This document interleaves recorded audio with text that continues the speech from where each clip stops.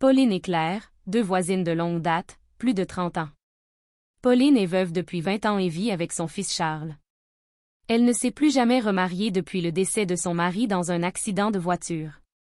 Elle a hérité de la fortune de son mari et n'a jamais eu le besoin de travailler. Son fils âgé de 8 ans au moment de la disparition de son père n'a jamais pu faire son deuil. Enfant calme, aimé de tous, a commencé à changer de comportement. Pauline, sachant que Claire est travailleuse sociale, a commencé à lui confier les difficultés qu'elle vit avec son fils et par la suite les deux sont devenus des bonnes amies. Claire aide Pauline au quotidien, lui donne des conseils, allant parfois lui raconter ses journées de travail et les différents problèmes qu'elle rencontre avec les personnes en situation difficile, voire de précarité. Pauline trouve que Claire est la personne la mieux placée pour l'aider et oublie sa famille qui souvent présente aussi dans leur vie. Au fil des ans, Pauline constate que Charles obéit uniquement aux ordres de Claire. Claire la rassure en lui disant qu'elle est trop maternelle et qu'elle devrait aider son fils à être autonome dans ses choix et ses décisions. Par la suite, Charles abandonne ses études universitaires et explique à Pauline qu'il n'a pas besoin d'étudier étant donné que son père avait tout fait pour lui. Il lui dit qu'elle est le bon exemple puisqu'elle passe ses journées à faire du bénévolat dans l'église du quartier et participe aux œuvres de charité. Pauline tente bien que mal de lui expliquer que c'est pour son bien sans succès. Pauline pour une fois en parle à son père Frédéric. Frédéric lui demande de changer d'environnement voire de changer de ville car depuis la mort ton mari, ton fils et toi, vous êtes toujours restés au même endroit, ce qui est bien car la maison, votre quartier est chargé d'histoire. C'est le seul endroit que vous connaissez et je ne suis pas loin de vous non plus. Mais il est temps que ton fils et toi que vous fassiez des découvertes, le monde est vaste. Pauline dit à son père qu'elle va y réfléchir. Lorsque Pauline raconte à Claire ses échanges avec son père, Claire lui déconseille de partir car cela nuirait encore plus à la stabilité de Charles. En plus ton père Frédéric est vieux et a des idées ancestrales. Puis 2 mois plus tard, Pauline tombe malade mais son médecin ne parvient pas à diagnostiquer sa maladie. Les résultats des examens ne révèlent rien. Pas trop d'inquiétude pour Charles car malgré son mauvais comportement, il a toujours aimé dans mère.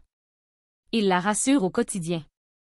Charles lui annonce qu'il est amoureux dans l'une de leurs échanges, sa mère Pauline est très contente et lui martèle qu'elle attend cela depuis longtemps sans oublier qu'elle lui a déjà posé la question, vu qu'il traîne toujours seul.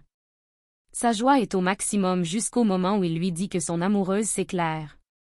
Ils sortent ensemble depuis 1 an et ils ont gardé cela secret mais le moment est bien choisi pour lui annoncer. Pauline marque une pause et le questionne. Il informe sa mère qu'il est amoureux de la travailleuse sociale qui n'est rien d'autre de la voisine. Pauline fond en larmes et lui dit qu'il ne peut pas tomber en amour avec sa meilleure amie et en plus elle est plus âgée que lui. Charles lui répond que Claire lui avait donné exactement le même schéma que tu réagiras ainsi mais c'est l'unique femme que je veux dans ma vie. Pauline lui dit qu'il ne comprend pas. Claire a 44 ans alors que lui 28. C'est vraiment dans ce merdier que tu veux t'engager? Plus les jours passent, plus la souffrance de Pauline s'agrandit et comble de tout Claire et Charles se marient. Claire vend sa maison et le couple s'installe dans la résidence de Pauline. Charles trouve l'idée de Claire géniale car le couple aura plus de temps pour prendre soin de Pauline malade. Claire quitte de statut de voisine à meilleure amie puis de belle-fille. Le père de Pauline réussit à la convaincre de venir passer quelques jours avec lui afin de laisser les deux amoureux profiter de leur lune de miel. Ce changement lui fait tellement du bien à tel point où elle n'a plus besoin de prendre ses médicaments.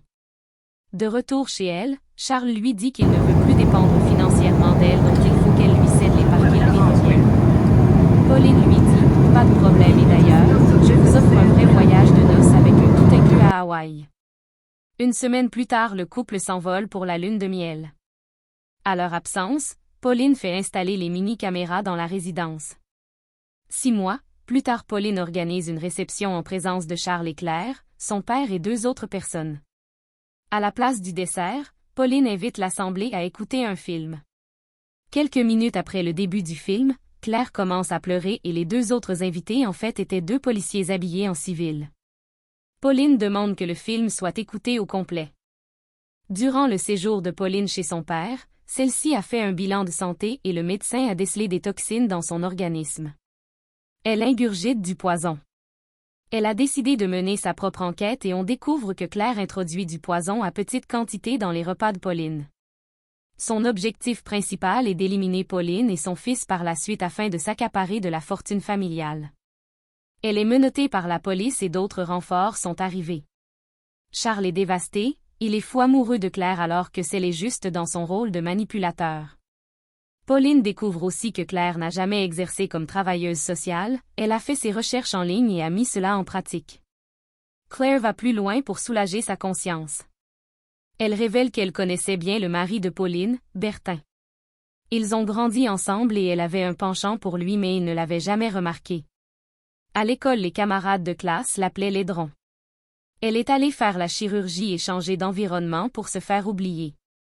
Quelques années plus tard, elle a fait des recherches et a retrouvé la trace de Bertrand mais Pauline était déjà dans sa vie.